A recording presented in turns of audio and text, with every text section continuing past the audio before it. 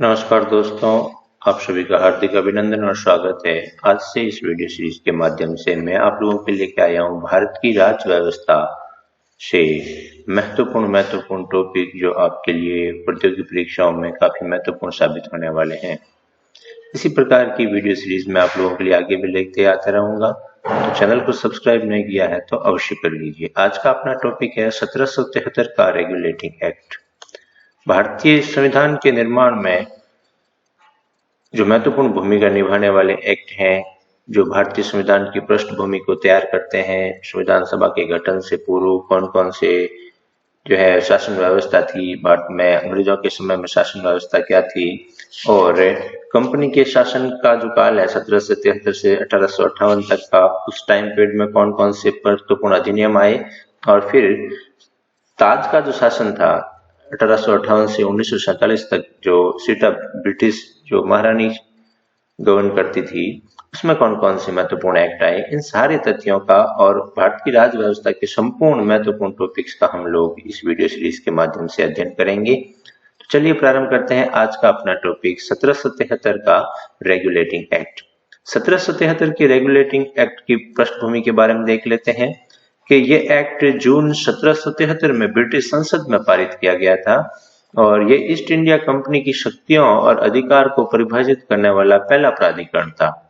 यानी इस एक्ट के माध्यम से पहली बार ईस्ट इंडिया कंपनी की शक्तियां, उनके नियंत्रण, उनके अधिकारों को परिभाषित किया गया था। इस अधिनियम को पारित करने के लिए कौन कौन सी कारण जिम्मेदार रहे थे? उस समय ईस्ट इंडिया कंपनी गंभीर वित्तीय संकट में थी और साथ ही साथ कंपनी के अधिकारियों पर भ्रष्टाचार और भाई भतीजावाद के आरोप बड़े पैमाने पर लग रहे थे। और बंगाल में उस समय अराजकता भी काफी बढ़ रही थी। बंगाल ही उस समय मुख्य सूबा था जहां से ईस्ट इंडिया कंपनी अपने सारे भारत के ऊपर शासन को कंट्रोल करती थी। तो उस समय अराजकता भी निरंतर बढ़ती जा रही थी और साथ ही साथ 1769 में मैसूर के हैदर अली के विरुद्ध कंपनी को हार का सामना करना पड़ा था। तो इस वजह से ये अधिनियम पारित करना पड़ा। इस अधिनियम के प्रमुख प्रावधान क्या थे? इस अधिनियम के तहत बंगाल का जो गवर्नर था उसको बंगाल का गवर्नर जनरल पद नाम दे दिया गया था। बंगाल का जो गवर्नर पहले कहलाता था उसको बंगाल का गवर्नर जनरल पद नाम दे दिया। इसमें एक 4 सदस्यीय कार्यकारिणी का भी गठन किया गया था। अब इस प्रकार से बनने वाले पहले गवर्नर जनरल कौन हुए? लॉर्ड वॉरेन हेस्टिंग्स जो है बंगाल के गवर्नर जनरल जो है प्रथम बने थे। साथ ही साथ मद्रास और मुंबई के जो गवर्नर थे उनको भी बंगाल के गवर्नर जनरल के अधीन ला दिया गया था।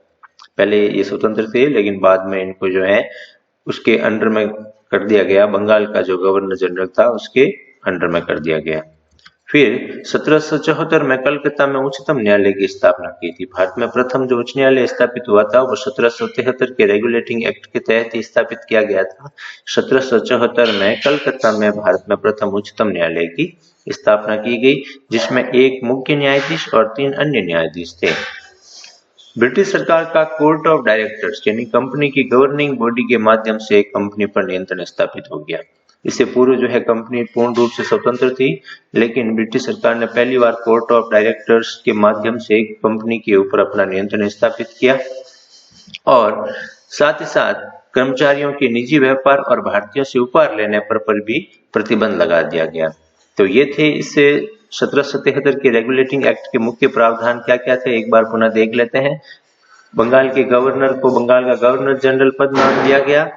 पहले ऐसे governor general Lord Warren Hasting हुए थे। मद्रास और बंबई के गवर्नर भी बंगाल के गवर्नर जनरल के अधीन हो गए। 1774 में कलकत्ता में उच्चतम न्यायालय की स्थापना की गई, जिसमें एक मुख्य न्यायाधीश और 3 न्यायाधीश थे। ब्रिटिश सरकार ने कोर्ट ऑफ डायरेक्टर्स के माध्यम से कंपनी के ऊपर नियंत्रण स्थापित किया और कंपनी के कर्मचारियों को निजी व्यापार और भारतीयों से उपहार वगैरह लेने पर प्रतिबंध लगा दिया गया। तो ये था दोस्तों 1773 का रेगुलेटिंग एक्ट, जिसके महत्वपूर्ण सारे बिंदुओं को इस शॉर्ट वीडियो के माध्यम से शामिल किया गया है।